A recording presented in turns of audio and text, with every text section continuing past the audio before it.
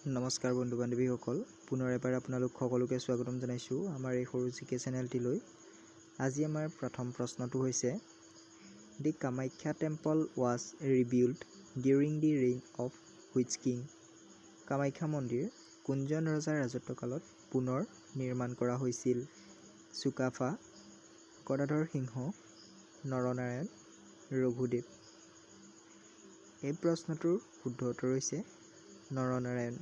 কামাখ্যা মন্দিৰ নৰনাৰায়ণৰ ৰাজত্বকালত পুনৰ নিৰ্মাণ কৰা হৈছিল। পিছৰ প্ৰশ্ন, what was the capital of পালা ডাইনেষ্টি অফ কামৰূপ? কামৰূপৰ পাল বংশৰ ৰাজধানী কি আছিল? শদিয়া, কামৰূপ, তেজপুৰ, দুৰ্জয়া? এই প্ৰশ্নটোৰ শুদ্ধ উত্তৰটি হৈছে দুৰ্জয়া। পিছৰ প্ৰশ্ন, which of the following Ahom king sign the treaty of Majuli with Koch king Naranarayan? তলৰ কোনজন আহোম ৰজাই কোচ ৰজা নৰনাৰায়ণৰ লগত মাজুলীৰ সন্ধি কৰিছিল? গদাধৰ সিংহ, ৰুদ্ৰসিংহ, চুকাম্ফা, গৌৰীনাথ সিংহ? এই প্ৰশ্নটোৰ শুদ্ধ উত্তৰ হৈছে চুকাম্ফা।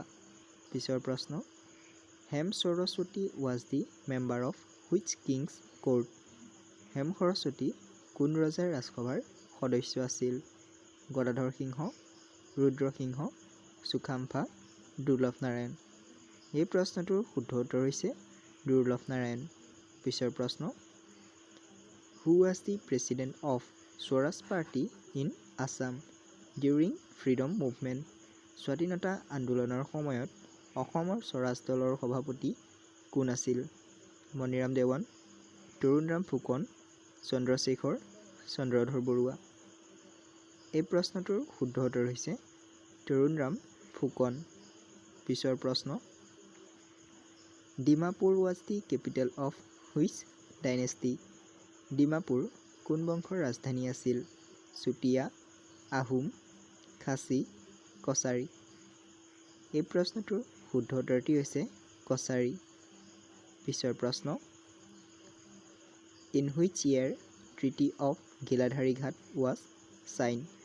ঘিলাধাৰী ঘাটৰ সন্ধি কিমান চনত হৈছিল? 1663 চনত, 1563 চনত, 1681 চনত, 1682 চনত? এই প্ৰশ্নটোৰ শুদ্ধ উত্তৰ হৈছে 1663 চনত। Who was the first king from Assam to perform Ashwamedha yajna? অসমৰ কোনজন ৰজাই প্ৰথম অশ্বমেধ যজ্ঞ পাতিছিল? মহেন্দ্ৰ বৰ্মন, ভাস্কৰ বৰ্মন, নৰনাৰায়ণ, বালা বৰ্মন? এই প্ৰশ্নটোৰ শুদ্ধ উত্তৰটি হৈছে মহেন্দ্ৰ বৰ্মন। পিছৰ প্ৰশ্ন, which Ahom king shifted the capital from Garhgaon to Rangpur? কোনজন আহোম ৰজাই ৰাজধানী গড়গাঁৱৰ পৰা ৰংপুৰলৈ স্থানান্তৰিত কৰিছিল? মহেন্দ্ৰ বৰ্মন, ভাস্কৰ বৰ্মন, নৰনাৰায়ণ, ৰুদ্ৰসিংহ? এই প্ৰশ্নটোৰ শুদ্ধ উত্তৰ হৈছে Rudrasingha. In which year Sukaphaa establish Ahom kingdom in Charaideo? চুকাফাই কিমান চনত চৰাইদেউত আহোম ৰাজধানী পাতিছিল? 1228 চনত, 1253 চনত, 1226 চনত, 1296 চনত?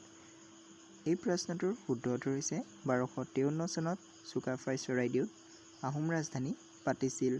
যদি ভিডিঅ'টো চাই ভাল লাগিল তেনেহ'লে লাইক এটা কৰি চেনেলটো প্লিজ ছাবস্ক্ৰাইব কৰি ৰাখিব।